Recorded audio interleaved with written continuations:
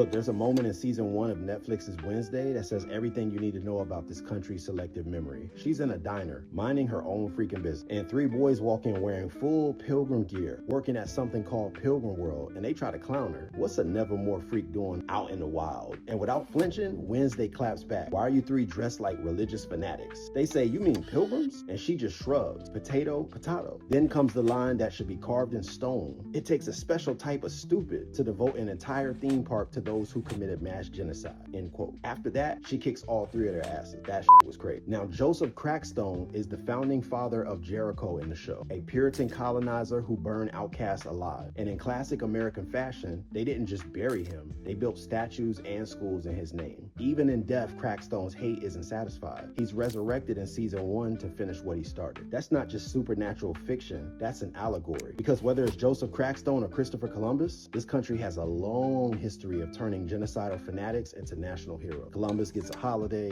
Crackstone gets a theme park, and Puritanism still gets portrayed as cute and thankful every November. Wednesday doesn't just challenge that, she burns it down, literally and metaphorically. Now let's talk about Jenna Ortega. She's young, but her resume already reads like a 90s baby's dream list. She played Wednesday Addams, she's Olivia's daughter in Beetlejuice, and she's in a Scream franchise. That alone earns her the nostalgia queen crown. But what makes it even deeper, she's a Latina, Puerto Rican, and Mexican. So when she steps into the role of Wednesday, she's not just continuing a legacy, she's redefining it. She's giving us a version of Wednesday that holds history accountable, that sees through the lie, that doesn't just play the outcast. She is the outcast in a world that's still afraid to see people like her. Now, if you grew up in the 90s, you know that Christina Ricci was Wednesday Addams. Dead eyes, razor wit, iconic status. So when she shows up in the Netflix series as Marilyn Thornhill, a red-haired, smiley-faced teacher who turns out to be a villain, it's not just a cameo, it's cinematic poetry. It's the original Wednesday helping to expose the system from within. It's a torch pass and a system critique, all in one. That's how you respect legacy. But let's rewind for a minute. The Addams Family started as a single-panel cartoon by Charles Addams in 1938. Wednesday didn't even have a name until the 1964 TV show, and her name comes from the nursery rhyme, Wednesday's child is full of woe. Now, Gomez Addams, the father, he was originally hinted to have Spanish Castilian roots, though his ethnicity wasn't centered at the time. Then in the 90s, Raul Julia, a proud Puerto Rican, brought elegance and soul to Gomez in the film. And he wasn't just a dad, he had that drip with a heart. Rest in peace, King. Now, Luis Guzman, also Puerto Rican, carries that torch in the Netflix series. So yes, the Addams Family is Latino now, and it fits like a glove. This family of outcasts, they've always been ahead of their time. Now, all 8 episodes of season 2 are out, absolutely fire. The tone is darker, the stakes are higher, and we even get Lady Gaga in the second half. They nailed the casting, the pacing, and the messaging is still unapologetically sharp. Wednesday Addams is more than a goth girl with braids. She's a